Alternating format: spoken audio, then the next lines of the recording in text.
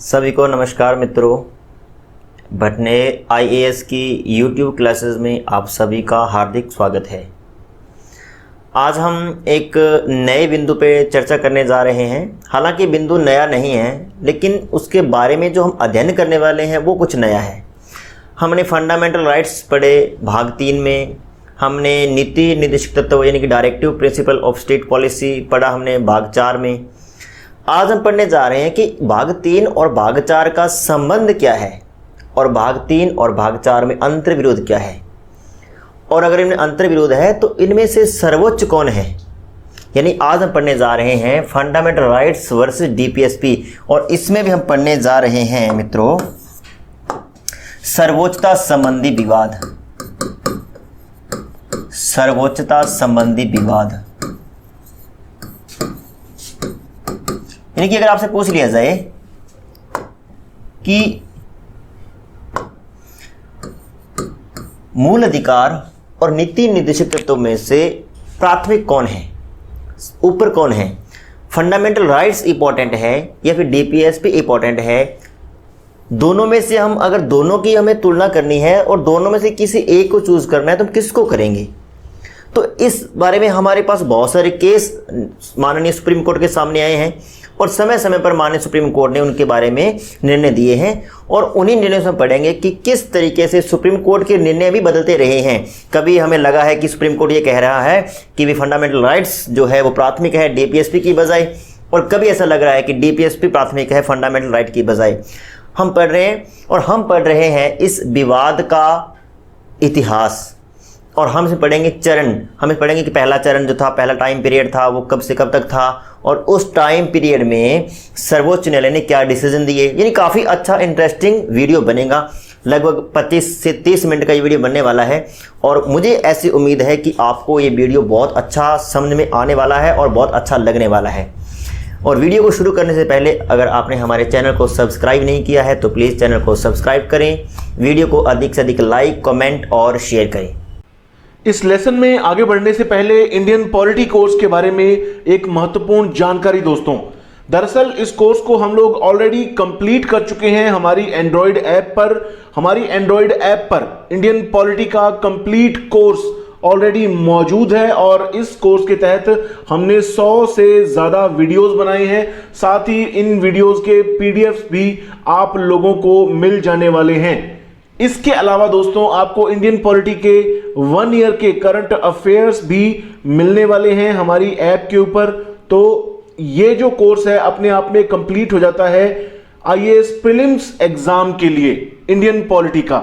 ठीक है, तो अगर आप लोग इंडियन पॉलिटी को फटाफट कंप्लीट करना चाहते हैं, अभी तो आप यूट्यूब पर देख रहे हैं, लेकिन अगर आप चाहते हैं कि आप सभी लेसन्स पूरा कंटेंट आपको एक साथ मिल जाए तो आप हमारी एंड्रॉयड ऐप को डाउनलोड कीजिए, आपको हमारी ऐप पर यह कोर्स मिल जाएगा। ये हमारी एंड्रॉयड ऐप का डेस्कटॉप वर्जन है दोस्तों। अगर आप लोग चाहते हैं कि आप हमारे लेसन्स को लैपटॉप में देखें या फिर आप डेस्कटॉप में अपने पर्सनल कंप्यूटर में देखें, तो आप लोग bhatner.ias.com पर जा सकते हैं और इसके जरिए भी आप लोग हमारे कोर्सेज को एक्सेस कर सकते हैं। जिस तरह से ये इंडियन पॉलिटी का पूरा कोर्स आपको यहाँ नजर आ रहा है, सीसेट 2021 का कोर्स नजर आ रहा है, एनवायरनमेंट एंड इकोलॉजी का कोर्स नजर आ रहा है, तो तमाम कोर्सेज यहाँ पर मौजूद हैं। हमारे कोर्सेज की खासियत ये है कि ये सभी कोर्सेज पूरी तरह से अफोर्डेबल हैं और क्वालिटी के साथ कोई भी कॉम्प्रोमाइज नहीं किया गया है दोस्तों। इनकी कीमत ऐसी है कि एक किताब से भी कम पैसे देकर आप इन कोर्सेज को खरीद सकते हैं। पूरे 1 साल की आपको वैलिडिटी मिल जाती है। यहां पर आप इंडियन पॉलिटी कोर्स की एक झलक भी देख सकते हैं दोस्तों। आपके सामने है 104 वीडियोज अभी इसके अंदर मौजूद हैं, और 2 या 3 वीडियोज ही आनी इस कोर्स में बाकी है, तो जल्दी ही अपलोड हो जाएंगी। और देखिए 75 पीडीएफ भी इसके तहत अपलोड किए जा चुके हैं, तो जो भी थोड़े बहुत पीडीएफ बचे हैं वो भी बहुत जल्दी थोड़े दिनों के अंदर ही कंप्लीट कर दिए जाएंगे। तो अपने आप में ये कोर्स मुकम्मल है दोस्तों। वीडियोस तो आप लोग पूरी मानिए। देखिए किस तरह से हमने कवर किया है। यहां पर ये देखिए चैप्टर देखिए, हिस्टोरिकल बैकग्राउंड का जो चैप्टर बना हुआ है, इस चैप्टर के अंदर आप जाएंगे तो आपको 2 वीडियोस मिलेंगी और 2 ही पीडीएफ फाइल्स मिलेंगी। इसी तरह से आप मेकिंग ऑफ द कॉन्स्टिट्यूशन में जाएंगे तो 6 वीडियोस मिलेंगी और 6 इनकी फाइल्स मिलेंगी। इसी तरह से देखिए, फंडामेंटल राइट्स के आप चैप्टर में जाएंगे तो इसके अंदर 5 वीडियोस आपको मिलने वाली हैं और 6 इनकी पीडीएफ फाइल्स मिलने वाली हैं। तो इस तरह से तमाम चीजें बहुत ही व्यवस्थित तरीके से आपको हमारे इस कोर्स के तहत हमारी ऐप पर मिलने वाली हैं। तो ये दोस्तों हमारा कोर्स रहेगा इंडियन पॉलिटी का। उम्मीद करते हैं कि अगर आप लोग चाहते हैं फटाफट इस कोर्स को देखना मुकम्मल तरीके से पीडीएफ के साथ, तो आप हमारी ऐप डाउनलोड करेंगे और इस कोर्स को हासिल करेंगे। बहुत ही नॉमिनल प्राइस में आपको ये कोर्स वहां पर मिलने वाला है। 260 महज 260 रुपए देकर आपको ये कोर्स कंप्लीटली मिल जाने वाला है, जिसमें आपको तमाम वीडियोस और पीडीएफ मिल जाने वाले हैं। इस कोर्स की एक और खास बात देखिए दोस्तों, जैसा कि मैंने आपको बताया कि आईएएस प्रीलिम्स एग्जाम को ध्यान में रखते हुए इंडियन पॉलिटी का ये कोर्स आप लोगों के लिए बहुत फायदेमंद रहने वाला है। यहां पर देखिए, आईएएस प्रीलिम्स एग्जाम्स के जो भी प्रीवियस पेपर्स हुए हैं उनमें इंडियन पॉलिटी के जो भी क्वेश्चंस आए हैं ज्यादातर हमने कवर किए हैं। खास तौर पर पिछले 17 सालों के प्रीवियस 17 ईयर्स के जो भी एमसीक्यूज रहे हैं इंडियन पॉलिटी विषय के, वो हमने कवर किए हैं। 2004 से लेकर आईएएस प्रीलिम्स 2020 तक के सभी प्रीवियस ईयर्स एमसीक्यूज कवर किए गए हैं इंडियन पॉलिटी के। तो ये कोर्स आप लोगों के बहुत ज्यादा काम में आने वाला है, आपको बहुत ज्यादा फायदा पहुंचाने वाला है। तो फटाफट हमारी Android app Bhatner IAS download कीजिए और एक्सप्लोर कीजिए हमारे तमाम कोर्सेज को। तो ज़्यादा देर न करते हुए मित्रों, हम मुद्दे की ओर लौटते हैं। सर्वोच्चता संबंधी विवाद हम पढ़ते हैं और इसमें हम पढ़ते हैं प्रथम चरण। हम पहले देखेंगे कि इसका प्रथम जो काल था, प्रथम चरण था, प्रथम काल था, वो क्या कौन था। लेकिन उससे पहले अपने को देखना है कि जो फंडामेंटल राइट्स हैं और जो डीपीएसपी है, directive principle of state policy, आपको आइडिया है फंडामेंटल राइट्स का उल्लेख भाग 3 में है, डीपीएसपी का उल्लेख भारतीय संविधान के भाग 4 में है। भाग 3 में जो आर्टिकल्स हैं वो 12 से 35 के मध्य हैं और डीपीएसपी के जो भाग 4 हैं वो है 36 से लेकर 51 तक डीपीएसपी के बारे में उल्लेख किया गया है। लेकिन मित्रों, बड़े मज़े की बात है कि हम पढ़ने जा रहे हैं अधिकारों के बारे में। किसके बारे में? अधिकारों के बारे में। और हमारे संविधान निर्माताओं ने अधिकारों को 2 भागों में बांटा था। एक थे फंडामेंटल राइट्स और दूसरे डीपीएसपी। जी हाँ, डीपीएसपी। अधिकांश व्यक्तियों को, अधिकांश लोगों को, अधिकांश विद्यार्थियों को ये भी शायद नहीं पता होगा कि डीपीएसपी भी अधिकार हैं और ये कॉन्स्टिट्यूशनल राइट हैं। हालांकि फंडामेंटल राइट्स नहीं हैं, लेकिन ये कॉन्स्टिट्यूशनल राइट हैं, ये अधिकार हैं। जब हमारा देश आज़ाद हुआ 1947 में, हमारा देश आज़ाद हुआ, आपको पता है 200-250 वर्षों की हम अंग्रेज़ों की गुलामी सहन कर चुके थे और बहुत ही ये कह सकते हैं कि क्रूर तरीके से अंग्रेज़ों ने हमारा मानसिक, शारीरिक और आर्थिक शोषण किया था। उसके बाद हम आज़ाद हुए। अभी हम आज़ाद हुए थे और हमारे पास इतने संसाधन नहीं थे कि हम सभी प्रकार के अधिकार नागरिकों को दे सकें। हम सभी प्रकार के अधिकार देने के उस समय कंडीशन में नहीं थे। लेकिन हमारे संविधान निर्माताओं ने बड़ा सोच समझकर और बड़ा ही खूबसूरत संविधान का निर्माण किया। उन्होंने क्या किया? उन्होंने कहा कि कुछ एक अधिकार तो हम ऐसे बनाते हैं जो अभी से नागरिकों को देने ही पड़ेंगे, और कुछ एक अधिकार हम ऐसे बनाते हैं जो भविष्यकालीन सरकारों पर छोड़ते हैं। भविष्य में जो सरकारें आएगी, जैसे जैसे उनके पास संसाधन बढ़ेंगे, वैसे वैसे वो अधिकार नागरिकों को मिलते रहेंगे। तो मित्रों, मौके पर जो अधिकार दे दिए गए उसी समय, वो थे फंडामेंटल राइट्स। इसमें आपको पता है समानता का अधिकार दे दिया गया कि सभी भारतीय समान होंगे। इसमें स्वतंत्रता का अधिकार दे दिया कि कहाँ कहाँ आपको स्वतंत्रता है, बोलने में स्वतंत्रता है, घूमने में स्वतंत्रता है, कौन कौन सी स्वतंत्रताएं हैं उसका उल्लेख कर दिया गया। फिर शोषण के विरुद्ध अधिकार दे दिया कि अगर आपका शोषण होता है तो आपको ये अधिकार रहेंगे। धार्मिक अधिकार दे दिए कि अगर आपको कौन कौन सी धार्मिक स्वतंत्रताएं हैं, धर्म को मानने की, धर्म का प्रचार प्रसार करने की, धार्मिक संस्थाओं का प्रबंधन करने की, ये सारे अधिकार हमें सौंप दिए गए। जो अल्पसंख्यक वर्ग था उनको शिक्षा और संस्कृति का अधिकार सौंप दिया गया। और छठा जो मौलिक अधिकार हमें दिया गया मित्रों, अनुच्छेद 32 में, संवैधानिक उपचारों का अधिकार कि भाई अगर आपके इन अधिकारों का उल्लंघन सरकार करता है या राज्य करता है तो आप माननीय सुप्रीम कोर्ट के पास जा सकते हैं। ये सारे अधिकार हमें मौके पर ही दे दिए गए, लेकिन कुछ एक अधिकार ऐसे रखे जो कि फंडामेंटल तो खैर नहीं है लेकिन कॉन्स्टिट्यूशनल है। आपको ये अधिकार भविष्य में सरकार समय समय पर उपलब्ध करवाती रहेगी और उसमें से बहुत सारे अधिकार हमें समय समय पर उपलब्ध होते रहे हैं, हमें मिलते रहे हैं। तो ये दोनों ही अधिकार हैं। और मैंने आपको पहले भी बताया है कि 3 कॉन्सेप्ट होते हैं। एक होता है ह्यूमन राइट्स, एक होता है कॉन्स्टिट्यूशनल राइट्स और एक होता है फंडामेंटल राइट्स। सबसे बड़ा ये सर्कल जो है ये है ह्यूमन राइट्स। सबसे पहला जो कॉन्सेप्ट होता है ह्यूमन राइट्स, सभी प्रकार के अधिकार, चाहे वो फंडामेंटल राइट्स हैं चाहे वो कॉन्स्टिट्यूशनल राइट्स हैं, वो अपने आप में ह्यूमन राइट्स तो है ही हैं। तो यानी कि जितने प्रकार के अधिकार हैं, चाहे वो किसी के संविधान में लिखे हुए हैं चाहे नहीं लिखे हुए, वो ह्यूमन राइट तो है ही हैं। उसके बाद में जो दूसरा जो सर्कल है वो है कॉन्स्टिट्यूशनल राइट्स का और उसके बाद आता है फंडामेंटल राइट्स का। यानी कि जो फंडामेंटल राइट्स होते हैं वो भी कॉन्स्टिट्यूशनल राइट्स होते हैं, लेकिन जो कॉन्स्टिट्यूशनल राइट्स होते हैं वो फंडामेंटल राइट्स नहीं होते या हो सकते हैं, होते नहीं हैं। जो कॉन्स्टिट्यूशनल राइट्स हैं वो ह्यूमन राइट होते हैं। तो ये कॉन्सेप्ट हालांकि मैंने पहले वाली वीडियो में बता रखा है। जो फंडामेंटल राइट्स हैं जो भाग 3 में हैं वो कॉन्स्टिट्यूशनल राइट तो है ही, क्योंकि उनका उल्लेख कॉन्स्टिट्यूशन में है। आर्टिकल 12 से 35 तक है, संविधान में उल्लेखित है, तो संवैधानिक अधिकार है। और परंतु क्योंकि भाग 3 में है तो मूल अधिकार भी है। लेकिन भाग 4 में जो लिखे हुए हैं 36 से 51 संविधान में उल्लेख है, संवैधानिक अधिकार तो है लेकिन मूल अधिकार नहीं है, क्योंकि भाग 3 में नहीं लिखे हुए। तो इसका मतलब है कि ये भी संवैधानिक अधिकार है, ये भी संवैधानिक अधिकार है। इसका मतलब संवैधानिक अधिकार का जो कॉन्सेप्ट है वो बड़ा है, लेकिन मूल अधिकार सिर्फ यही है। तो ये कॉन्सेप्ट छोटा है।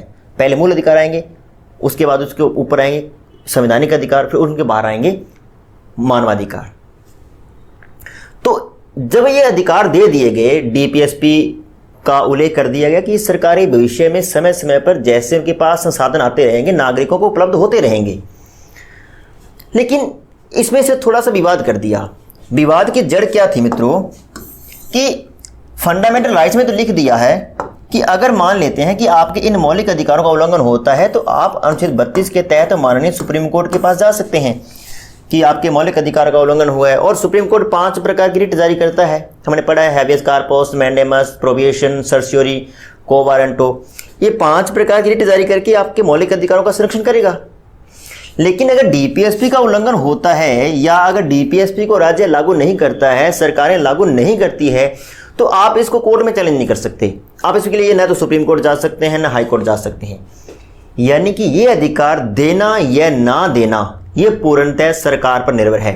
अगर सरकार के पास संसाधन है वो दे भी सकती है, और अगर नहीं है तो ये अधिकार आपको नहीं भी मिलेंगे। अगर आपको ये अधिकार नहीं मिल रहे हैं तो आप कोर्ट नहीं जा सकते, परंतु अगर आपको ये अधिकार नहीं मिल रहे तो आप कोर्ट जा सकते हैं। और सिर्फ कोर्ट ही नहीं जा सकते, आपकी समस्या का समाधान भी होगा। अब आपने पढ़ा होगा आर्टिकल 37 जिसमें लिखा हुआ है कि नीति निर्देशित तत्व वाद योग्य नहीं है।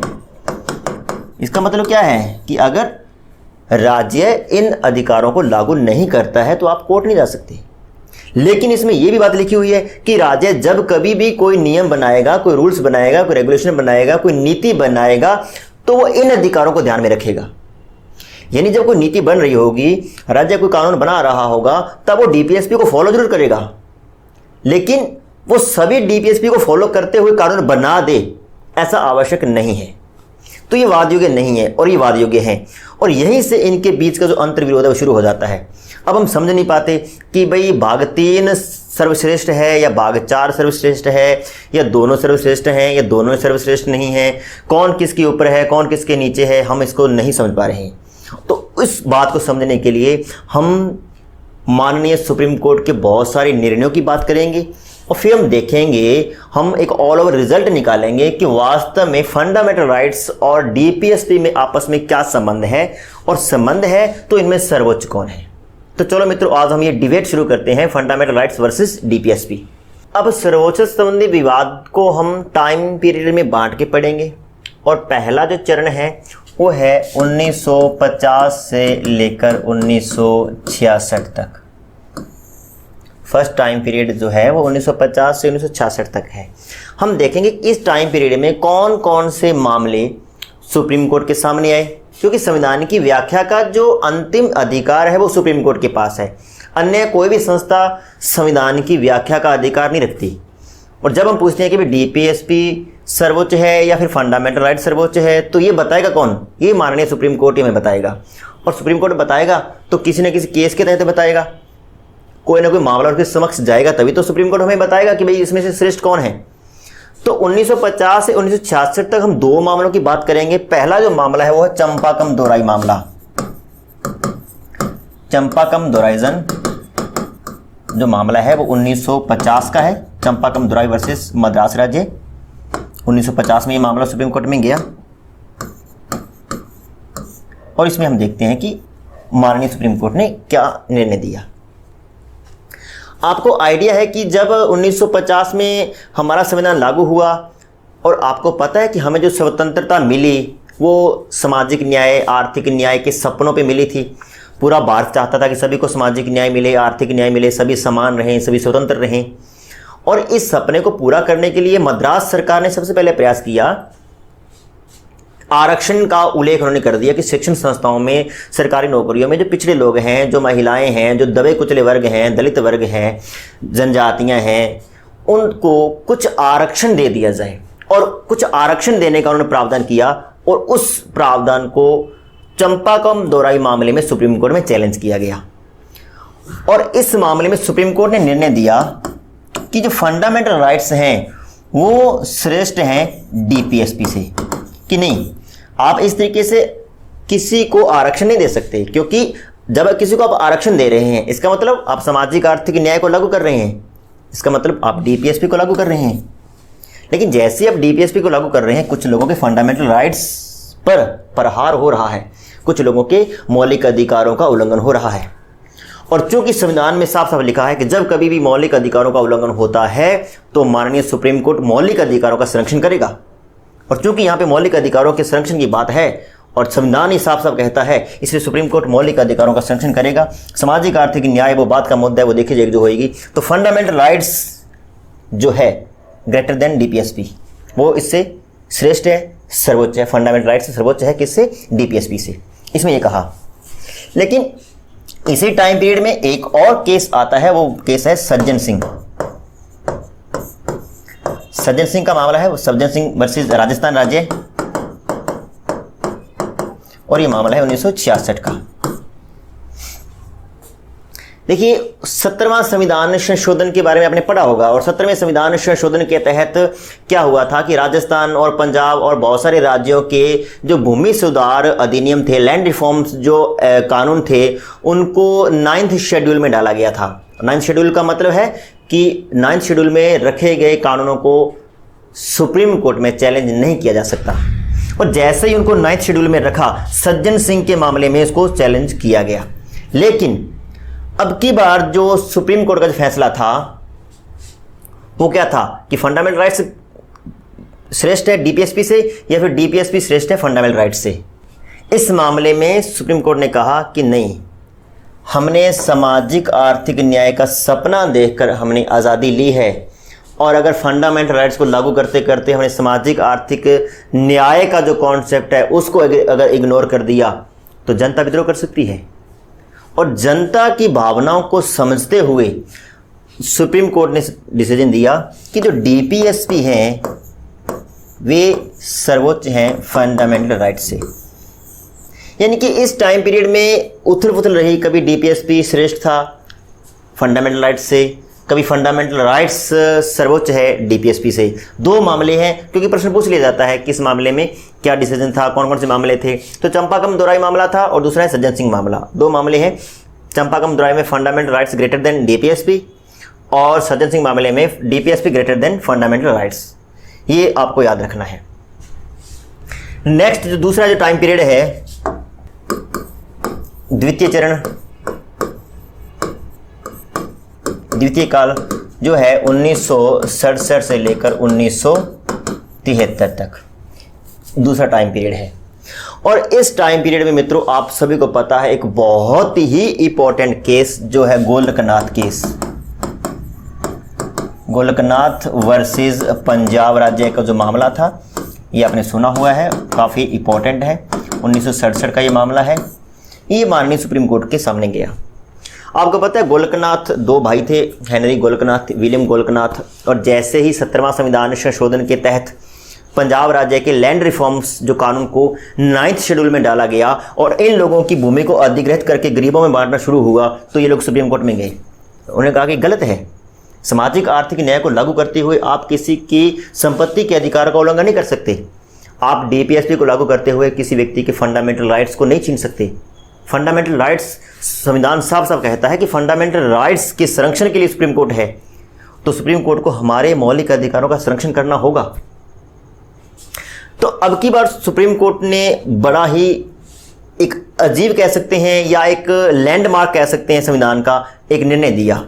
गोलकनाथ केस में माननीय सुप्रीम कोर्ट ने निर्णय दिया कि जो फंडामेंटल राइट्स हैं वो सर्वोच्च हैं डीपीएसपी से। यानी कि अगर आप अनुच्छेद 39(b)(c) को लागू करते हैं और अनुच्छेद 39(b)(c) को लागू करते हुए किसी व्यक्ति के अनुच्छेद 14, 19 या 31 का उल्लंघन होता है तो 39(b)(c) को इग्नोर करना पड़ेगा, क्योंकि अनुच्छेद 14, 19 और 31 का उल्लंघन नहीं होना चाहिए। इसका मतलब क्या होगा? साफ साफ कि जो फंडामेंटल राइट्स हैं वो सर्वोच्च हैं किससे मित्रों? डीपीएसपी से। गोलकनाथ केस को हमने हमारे जो बेसिक स्ट्रक्चर वाली वीडियो है वहाँ पर बहुत अच्छे से क्लियर किया भी है, आप वो वीडियो देख सकते हैं। बेसिक स्ट्रक्चर ऑफ कॉन्स्टिट्यूशन काफ़ी इंपॉर्टेंट वीडियो है और काफ़ी अच्छा मैटर हमने इसमें डाला है, आप उस वीडियो को देख सकते हैं। आप चैनल की प्लेलिस्ट में जाकर उस वीडियो का लिंक वहाँ से लेकर इस वीडियो को अच्छे से देख सकते हैं। गोलकनाथ केस में जब आपको पता है कि 11 जजों की बेंच बैठी थी और 6-5 से निर्णय हुआ था। सुब्बाराव उस समय सीजेआई थे, सुप्रीम कोर्ट के मुख्य न्यायाधीश थे। तो इस निर्णय के बाद एक सिद्धांत का जन्म हुआ जिसका नाम था भविष्य लक्षी सिद्धांत। भविष्य लक्षी सिद्धांत। इस सिद्धांत का मतलब यह है कि यह जो मामला है गोलकनाथ केस, और गोलकनाथ केस में सुप्रीम कोर्ट ने जो निर्णय दिया है वो भविष्य के जो भी मामले होंगे, जो भी निर्णय होंगे, जो भी एक्ट होंगे उनको तो प्रभावित करेगा। लेकिन 1967 से पहले जो निर्णय आ चुके हैं, 1967 से पहले जो कानून बन चुके हैं, 1967 से पहले जो भी रूल रेगुलेशन प्रक्रिया में आ चुके हैं, उन पर ये निर्णय लागू नहीं होगा। इसलिए इसको बोलते हैं भविष्य लक्षी सिद्धांत। यानी गोलकनाथ केस में सुप्रीम कोर्ट ने निर्णय तो दिया, लेकिन साथ में ये भी कह दिया कि इस निर्णय के जो भी प्रावधान हैं, जो भी कंडीशंस हैं, वो भविष्य पर लागू होगी, वर्तमान पर लागू होगी, लेकिन भूतकाल की किसी भी मुद्दे पर इस निर्णय का कोई प्रावधान लागू नहीं होगा। इसलिए इसको बोलते हैं भविष्य लक्षी सिद्धांत। तो इसमें एक ही मामला है गोलकनाथ केस। लेकिन द्वितीय चरण में एक चीज और है। आपको आइडिया है कि 25वां संविधान संशोधन किया था इंदिरा सरकार ने 1971 में, और 25वां संविधान संशोधन करके आर्टिकल 31 में सी जोड़ा था। 31A और B तो प्रथम संविधान संशोधन के द्वारा जोड़ दिए गए थे, 31C जोड़ा गया। और 31C जोड़कर यह कह दिया गया कि जो आर्टिकल 39B और C है वो बड़े हैं फंडामेंटल राइट्स से। बड़े मतलब सर्वोच्च हैं। यानी कि अगर 39(b)(c) को लागू करते हुए किसी व्यक्ति के अनुच्छेद 14, 19, 31 का उल्लंघन होता है तो होने दो, हो सकता है, क्योंकि सामाजिक आर्थिक न्याय को लागू करते हुए अगर किसी व्यक्ति विशेष या किसी वर्ग विशेष के कुछ मौलिक अधिकारों का उल्लंघन होता है तो ये सहन करना पड़ेगा, क्योंकि वहां पर मानवता के हित की बात हो रही है, पब्लिक इंटरेस्ट की बात हो रही है, किसी के व्यक्तिगत हित की बात नहीं हो रही। और पब्लिक इंटरेस्ट को लागू करते हुए, एक सार्वजनिक हित को लागू करते हुए किसी का व्यक्तिगत हित अगर किसी भी तरीके से चोटिल होता है, किसी के व्यक्तिगत हित पर किसी भी तरीके का प्रहार होता है तो इस बर्दाश्त करना पड़ेगा।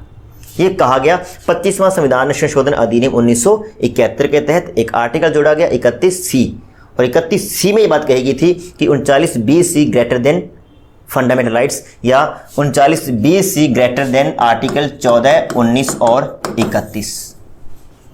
तो दो चरण हमने पढ़ लिए। 1950 में चंपाकम दोराई का मामला पड़ा, सज्जन सिंह का मामला पड़ा 1966 इस प्रथम टाइम पीरियड में। द्वितीय जो काल है, द्वितीय जो चरण है 1967 से 1973 तक, इसमें हमने एक तो पढ़ा गोलकनाथ केस और दूसरा पढ़ा हमने 25वां संविधान संशोधन अधिनियम। अब हम पढ़ते हैं तीसरा चरण। और तीसरे चरण का जो टाइम पीरियड है वो है मित्रों 1973 से 1980। और जैसे मैं 1973 लिखता हूँ आपके सामने एक नाम स्वतः ही याद आता है, केशवानंद भारती वर्सेस केरल राज्य। केशवानंद भारती वर्सेस केरल राज्य का जो मामला था 1973 का, आपने पढ़ा होगा, सुना होगा। बेसिक स्ट्रक्चर वाली वीडियो में इस बात पे बहुत गहराई से हमने लेक्चर दिया था कि केरल में एक मठ है, उस मठ के जो प्रबंधक थे, मठ की संपत्ति के जो प्रबंधक थे वो केशवानंद भारती थे। लेकिन केरल लैंड रिफॉर्म लॉ के तहत इस मठ की संपत्ति का अधिग्रहण शुरू हो गया। मठ की संपत्ति का प्रबंधन सरकार को सौंप दिया गया। इससे केशवानंद भारती जो थे वो सुप्रीम कोर्ट चले गए और सुप्रीम कोर्ट के सामने एक मामला बन गया, केशवानंद भारती वर्सेस केरल राज्य 1973। और आपको आइडिया भी है कि अभी कुछ ही दिन पहले, लगभग 8-10 दिन पहले केशवानंद भारती जी का निधन हो गया है। तो उस समय हमने हमारी जो वीडियो है उसको हाईलाइट किया था ताकि आप उसको समझ सकें, देख सकें, कॉन्सेप्ट को आत्मसात कर सकें। तो केशवानंद भारती वर्सेस केरल राज्य के मामले में 13 जजों की बेंच बैठी थी। टोटल 13 ही जज थे उस समय सुप्रीम कोर्ट में। 13 जजों की बेंच बैठी थी और 7-6 से डिसीजन दिया था। सीकरी साहब उस समय सुप्रीम कोर्ट के चीफ जज थे और 7-6 के इस बहुमत से निर्णय आया। क्या निर्णय आया कि DPSP greater than fundamental rights, यानी डीपीएसपी श्रेष्ठ है, सर्वोच्च है फंडामेंटल राइट्स से।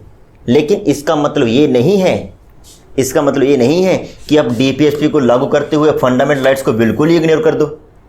आप संविधान के सारे जो आधारभूत लक्षण हैं उनको इग्नोर कर दो। नहीं, ऐसा नहीं हो सकता। डीपीएसपी बिल्कुल श्रेष्ठ है, सर्वोच्च है, क्योंकि सामाजिक आर्थिक न्याय को हमें लागू करना है।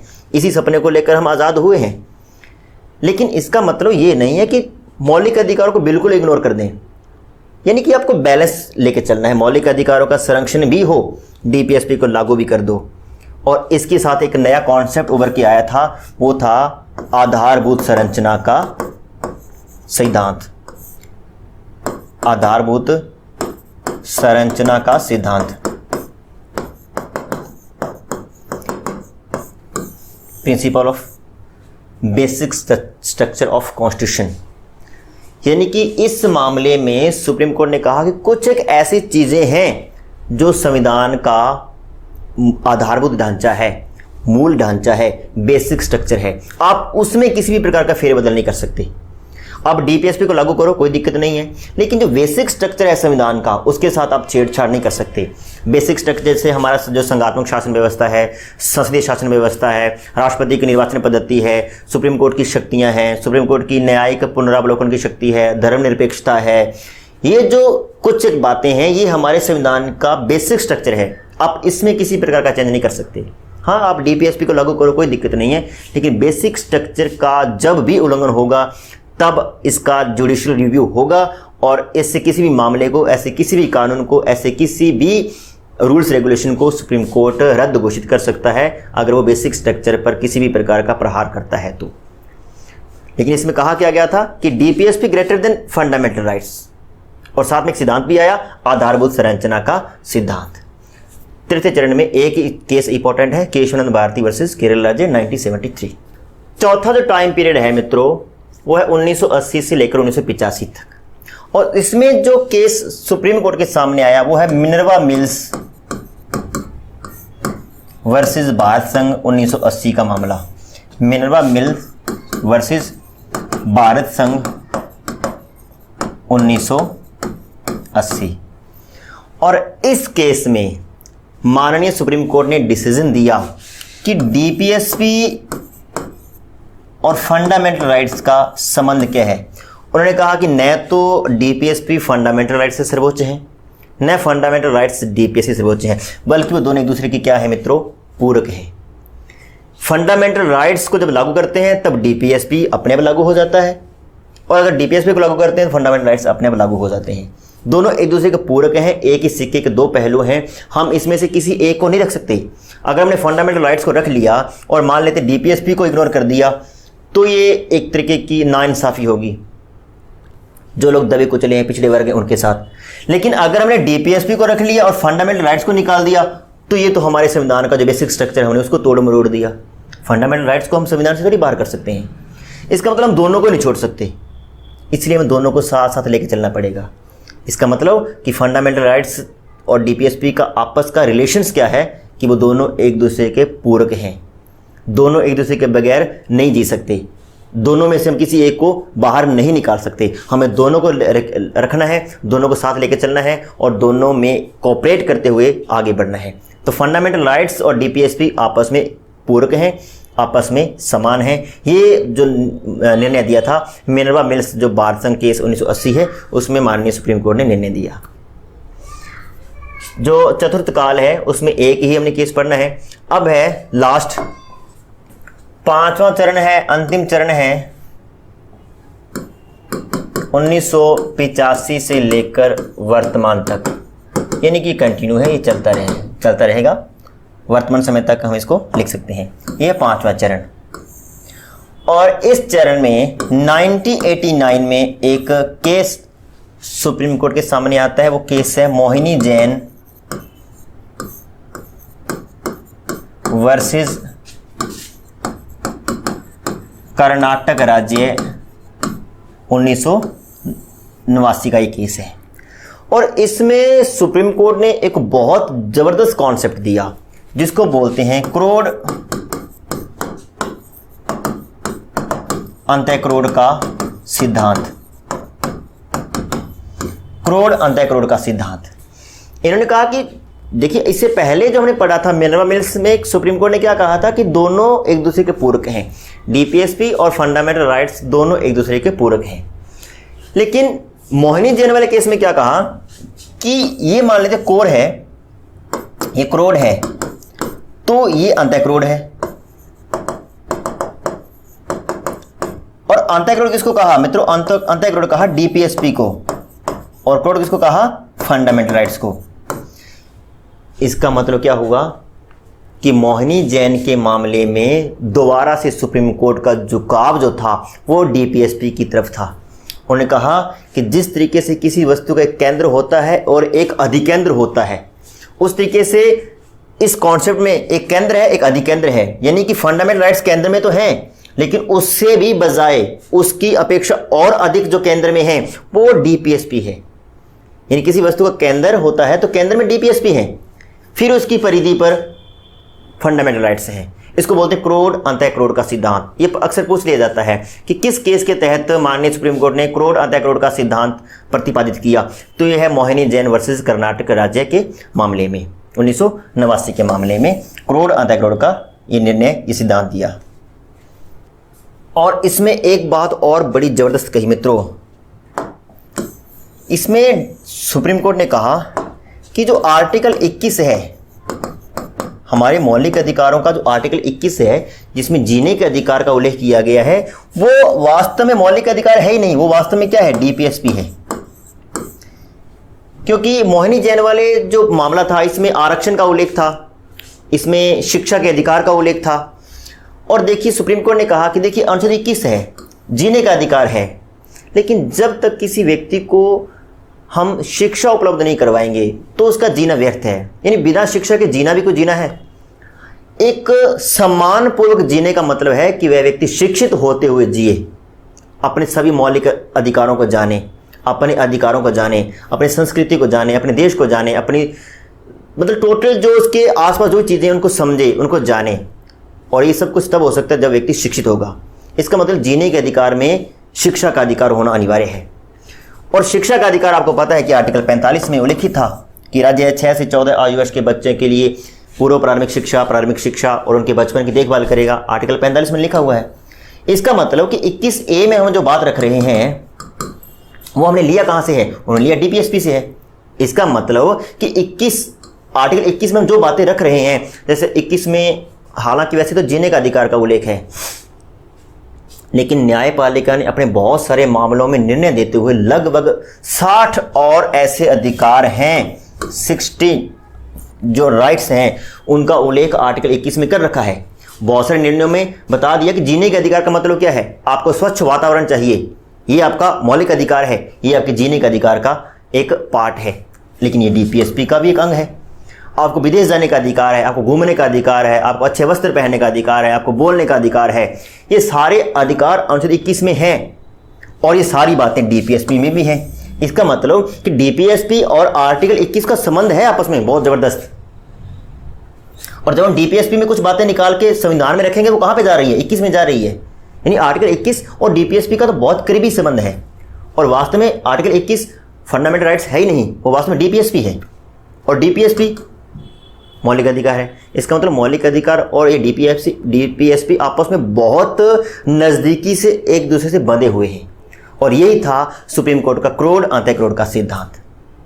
तो हमने मित्रों पढ़े, 5 चरण पढ़े, बहुत सारे मामलों की बात की और हमने देखा कि कभी फंडामेंटल राइट्स बड़े हो जाते हैं, कभी डीपीएसपी बड़ा हो जाता है फंडामेंटल राइट्स की अपेक्षा। लेकिन फाइनली जो सुप्रीम कोर्ट का डिसीजन है वो ये है कि फंडामेंटल राइट्स और डीपीएसपी पूरक हैं, वो एक दूसरे से बहुत नज़दीकी से बंधे हुए हैं। उनमें से किसी एक को निकाल दें तो दूसरे का जीवित रहना संभव नहीं है। तो ये थी अपनी आज की debate, fundamental rights versus DPSP और इनमें सर्वोच्चता संबंधी विवाद।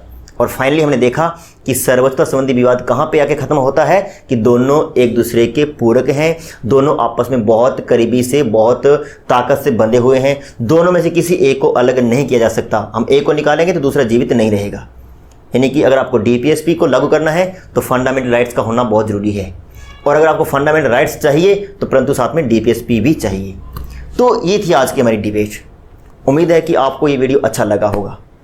और अगर आपको ये वीडियो अच्छा लगा है तो प्लीज़ चैनल को सब्सक्राइब करें, वीडियो को लाइक करें, कमेंट करें, शेयर करें। धन्यवाद।